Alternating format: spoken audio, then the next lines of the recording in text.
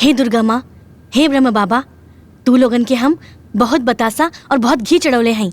ई बेर ना मायके जाए से पहले कोनो नया मुसीबत मत खड़ा करी। तू लोग से बहुत उम्मीद बा। ई बेर हमारा असरा पुरा दी और हमके मायके पहुंचा दी बस। ए दुल्हन, हाँ अरे वो बगल वाली दादी बड़ी ना मर गईली। चला चला चला चला चला।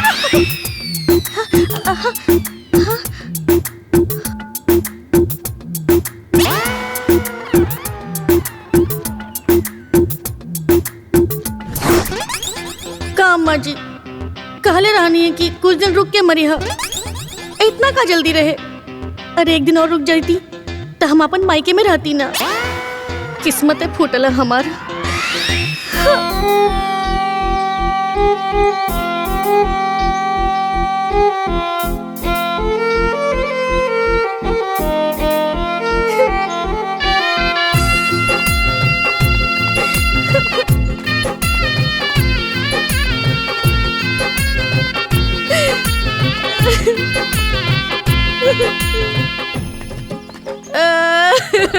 अम्मा जी इतना जल्दी काहे चल गईलू?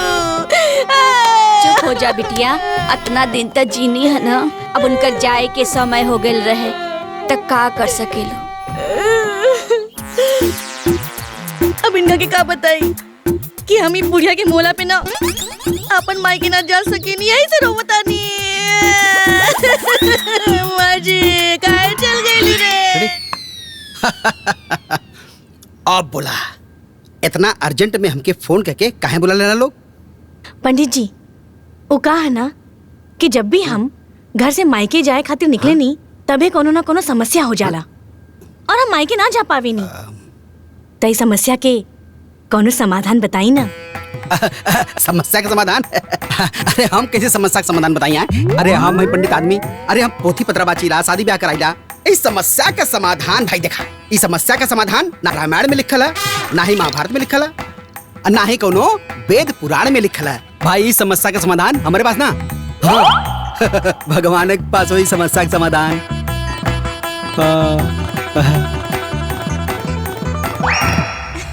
अरे हाँ हाँ चलत है।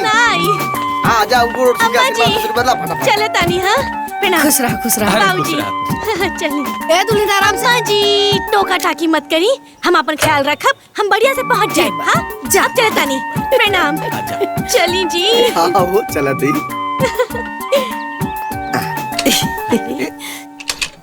अरे चालू कहीं नहीं क्या होता? रुका ला एक मिनट।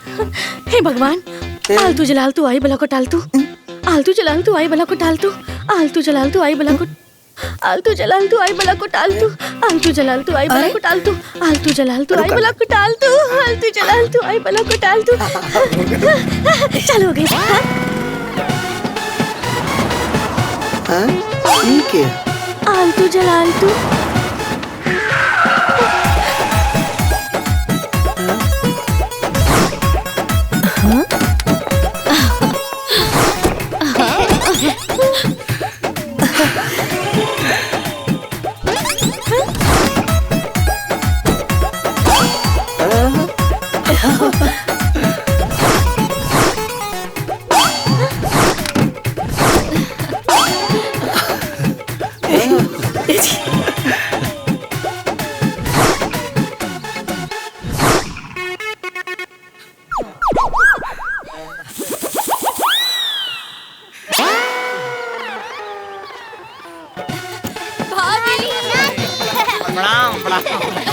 माता जी प्रणाम।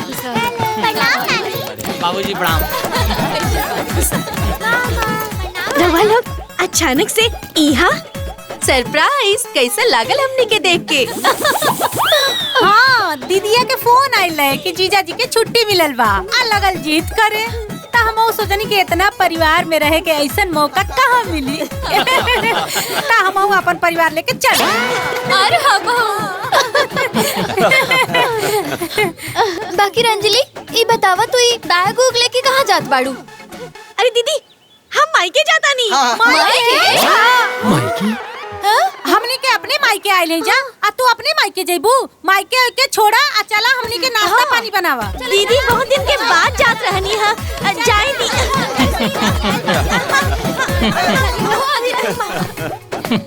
और जीजा सब ठीक ठाक? I'm fine. And how are you? You कहता बाप जिंदगी भर प्राइमरी स्कूल में पढ़ता तरस गया और अपना अंग्रेजी बोलता। Excuse me. आपने मेरे बाप के बारे में कुछ कहा क्या? अरे नहीं, आपने मेरे बाप के बारे में कुछ कहा क्या? हमार कहाँ इतना हिम्मत है कि तोरे बारे में कुछ बोली साड़ू भाई। Excuse me. Don't call me दारू भाई, okay? अरे दारू न साड़ू। जीजा चला चापाकल का पानी पियाओ थी। Excuse me. चापाकल इनके लिए, मिनरल वाटर मेरे लिए, okay? Okay Now give me the space. जगह दो यार। अच्छा अरे देसी चिड़ैया मराठी बोल। चला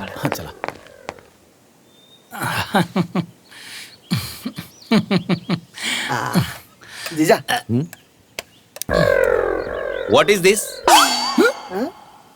गुगनी What is गुगनी? गांव के देसी मटर और देसी आलू। आलू। फिर तो इस आलू को खाएंगे ये दोनों भालू। Give him.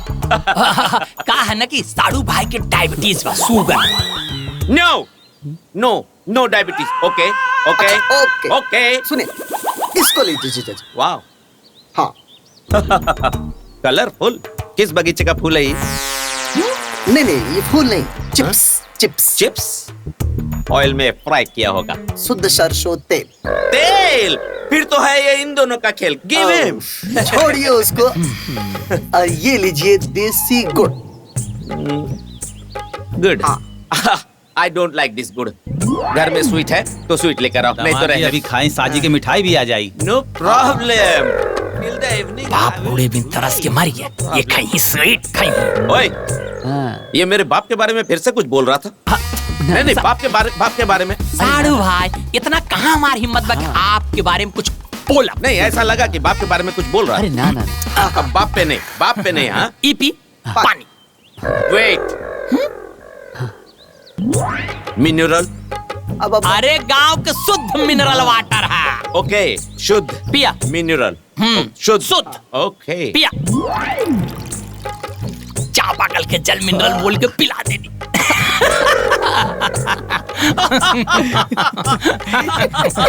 Strong mineral. माई हाय तहराला सॉल। कश्मीर से। हाँ कश्मीर से। बता दिया करो ना, खर्चा हुआ है। बाबूजी हैरा वाला स्वेटर कहाँ से खरीद लूं बेटा? लुधियाना से। लुधियाना से। अच्छा दीदी हमें बताना कुछ लगा। हाय तोराला जैकेट बनारस से। कभी कभी छोटे छोटे काम के लिए बनारस जाना होता है, इसलिए सस्ता है। हाय 3 को साड़ी तीनों बहन की तरफ से तहराला। सूरत से। सूरत से। सही बात बा। और सुनिए साली साहिबा, आप लोग की तरफ से आपकी दीदी तो बोल दी कि आप लोग की तरफ से साड़ी दे रही हूँ, लेकिन आप लोगों की तरफ से पेमेंट आया नहीं, तो वो पेमेंट इन लोगों से ले लो ना। अरे जीजा जी आप भी ना पैसा खातिर ही सब कहा जीजा जी छोटा मोटा बात। अच्छा दीदी खाना में क्या बनाई? अंजलि हमरा खातिर ना भंटा के भरता बनैया। कहा कि बहुत दिन भइल खैले नहीं की, ससुरा में सब खाए के नहीं खे मिलेला ना। भंटा के भरता और हमके ना मूली के पराठा। मूली की पराठा। हाँ। सरसों के साग मक्खन मार के। सरज जी हाँ? ये घास फूस ना इन लोगों को खिलाई, लेकिन हमारे लिए पनीर की सब्जी बनाइए प्लीज। पनीर। बाप मर के चापाकल के पानी पियत ये कहीं पनीर के सब्जी। फिर से बाप के बारे में कुछ बोला। साड़ू कहाँ इतना हमरे हिम्मत बा कि के बारे में नहीं बोल। आपके दमाजी अरे बैठ जाएंगे। आपके बारे में बोला हम। बैठा जीजा, तू बहुत जल्दी कर मा। मेरे बाप का पनीर का फैक्ट्री था। अरे मालूम बा तोरे दूध के डेयरी बा, ओमे ये रोज नहा ले। अरे अंजलि नैहरे में घुगुनी खैले का आनंद ही कुछ और बा, मजा आ गई। दीदी अब दुखी की और दुखी मत करी।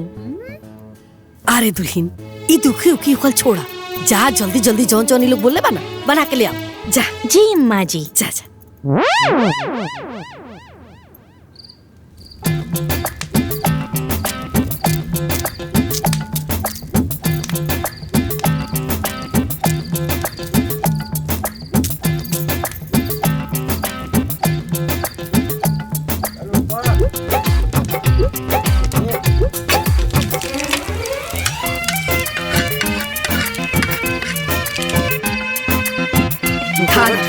बना दानू दीदी हाँ दवा एक दो ले लो।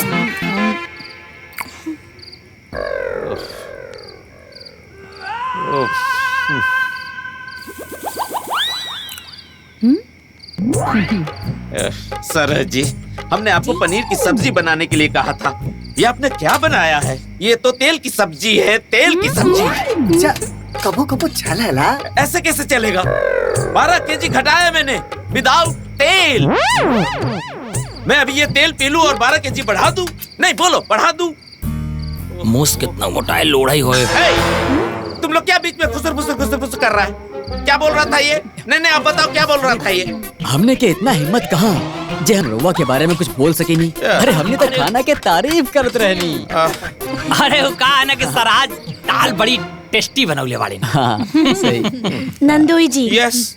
आज खा ली ना, कल हम कम तेल के खाना बनाई। नो सरहद जी, आई डोंट लाइक ये वाला तेल। Please don't force me, please.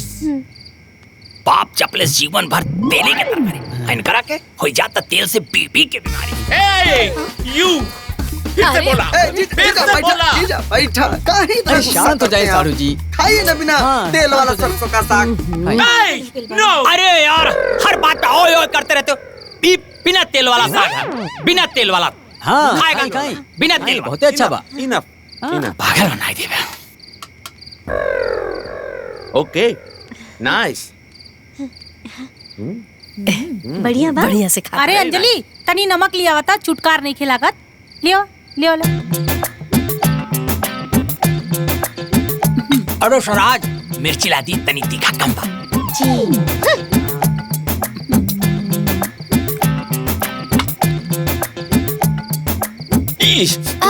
Anjali तनी गर्मा गर्म 2-4 को पापड़ तल के लिए आवा ना।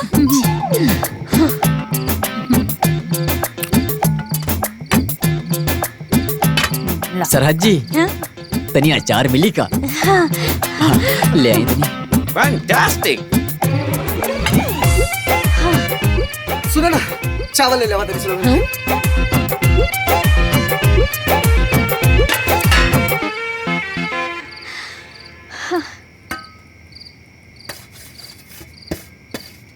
दुल्हन जी माँ जी। हाई बर्तनवा जल्दी जल्दी साफ करके तनी बिछौना कर दा। हाँ अंजलि, इतना थक गल बन जाना का तो से बताई। अम्मा जी हाँ? बिछौना कैसे लगी? अरे दुल्हन, मर्द लोग खातिर ना बिछौना दालान में लगा दिया, आ औरत लोग खातिर आ बच्चन खातिर ई कमरावा में लगा दिया, ठीक ना? ठीक बा। एक तो इतना ढील काटता कि लागता कि खून में पी जाई। आ चल चल माई सब चल। कर ढीले काटत रहेला। काम सब हम कैले, थकान इनके होता।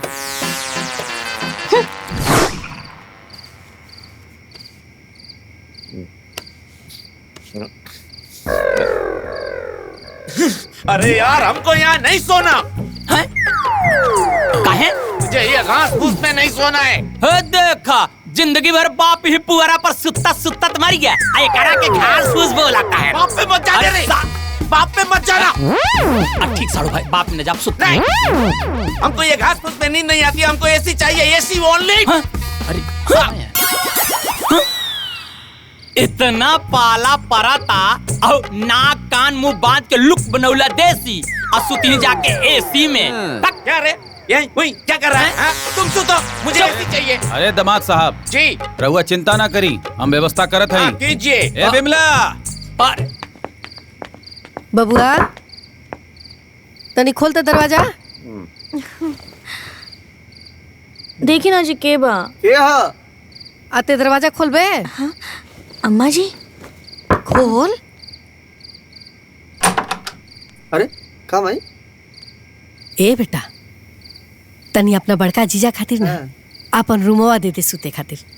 उनका बिना एसी के ना नींदे ना आवेला।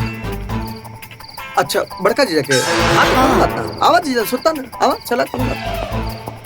Thank you, thank you, thank you, thank you. AC.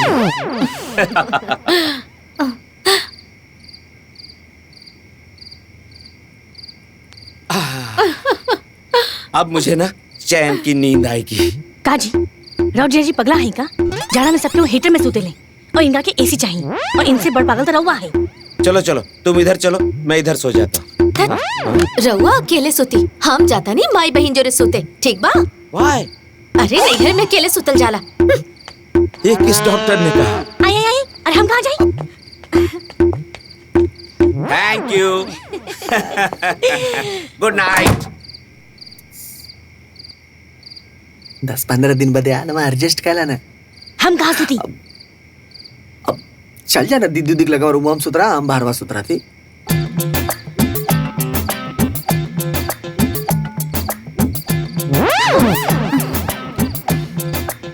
आवा अंजलि सुत जा, सुता देलू जीजा जी के। ठीक बा तू सुत जा। आवा सुजारी माई रे माई बहुत ढीलवा काटता। बहुत काटता।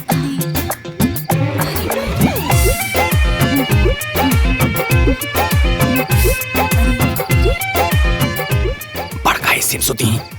ए साड़ू भाई, चला कंबल में छिन लिया बजाई। हाँ चला चला, जल्दी से निकाल के लेके आवल जाए। चला चल।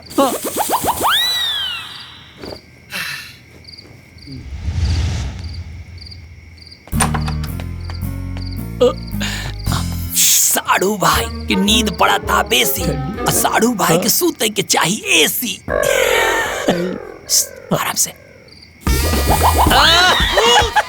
अरे ना भूत साड़ू भाई। हाँ भाई, वो कहा है ना कि ठंडी बहुत पड़ा था, तो हमनी के कंबल चाहिए। मेरा कंबल लो। अरे साड़ू भाई, प्ले कंबल हमनी के चाहिए, वही जरूरत बा, ठंडी लागता। मेरी बात सुनो, हम एसी चलाते हैं, कंबल ओढ़ता हूँ तब हमको नींद आती है, नहीं तो बहुत ठंड लगती है, इसलिए कंबल प्लीज, कंबल प्लीज। साड़ू भाई रहुआ मर्द आदमी बानी, वैसे बिना कंबल के सुतती। अरे कंबल बंद कर दे दरवाजा। कर पुअर पीपल।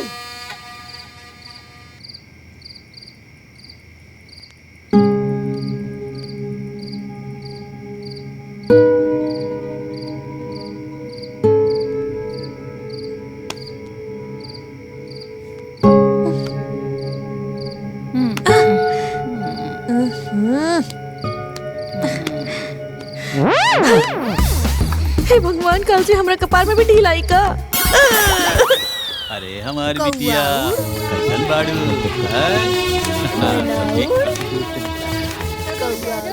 अरे का भाई? ए बिटिया, ये तोहार मामा जो बाड़े ना, अरे का हो साड़ू भाई के ना जगह उला का एसी में सुतल बाड़े? सूरज भगवान मुड़े पे चढ़ गए बाड़े। वो तो कब उठ गए ना? उठ गई ले? कहाँ कहाँ है?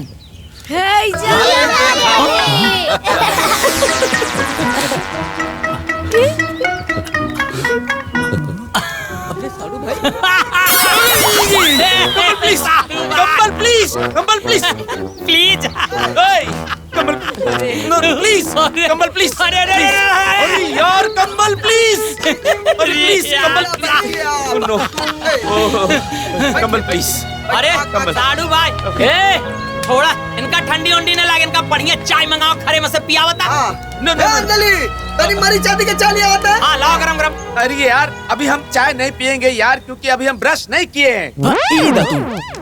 तुम लोग आदि मानव है क्या? ये लकड़ी को बकरी की तरह तुम लोग चबाओ, हम लोग ब्रश करते हैं, ब्रश। ए साड़ू भाई, नान कर रहती है लकड़ी चबाई के बड़ा भया है। 4 दिन से शहर चला गया, बड़ा अंग्रेजी बुक करता है। बाप मरिया निहारे पेटवा का नाम पावर हाउस। मेरा बाप का मरा बे, मेरा बाप का मरा। अरे साड़ू भाई, आपका बाप नहीं। अरे गाँव में के बुढ़ापा मर गया, ओकर बात होता। हाँ। मेरे डैडी अभी जिंदा है। हाँ जीजा इससे ही, अरे परेशान मत करा। इसीलिए कहते हैं कि आराम से रहा करिए, आप समझते नहीं है। अरे दस्तानवा निकाल के सकते हैं। तापी तापी। सूरज भगवान मुड़े पे चढ़िए, इनका ठंडी चाय। जीजा। क्या बताई? हाँ बाबूजी चाय। हाँ हाँ अम्मा जी, बाबूजी, बड़े जीजा, यस। गरम गरम चाय। क्या गाँव वाली चाय? नो नो नो नो नो, नो गाँव T, only green tea. Hindi में हरी हरी चाय लेकर आए प्लीज। जीजा के लिए हरी हरी चाय लेकर। बाप कुड़े के चाय भी तरस गया, ये पी ग्रीन टी। बाप के बारे में कुछ बोला, बाप के बारे में कुछ बोला। अरे साढ़ू भाई, इतना कहाँ हमार हिम्मत बा आपके बारे में कुछ बोलेगा। ओके जीजा बैठा। लेट मी क्लियर वन थिंग, आपके बारे में बोलेगा चलेगा, बाप के बारे में बोलेगा तो चलेगा। बाप के बारे में नहीं बोलेगा। नहीं बोलने का, नहीं तो जल जाएगा। जल गया। मेरा कंबल किधर है? उधर उधर। Where is my कंबल? Now, God, very important thing, my कंबल। Oh my God, thanks। अरे बच्चा लोग चलो, नाश्ता करेंगे बच्चा लोग। हाँ हाँ जा जा।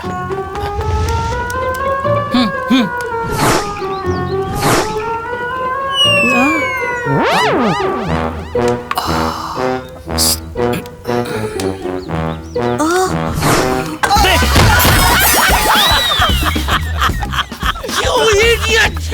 Oh my God!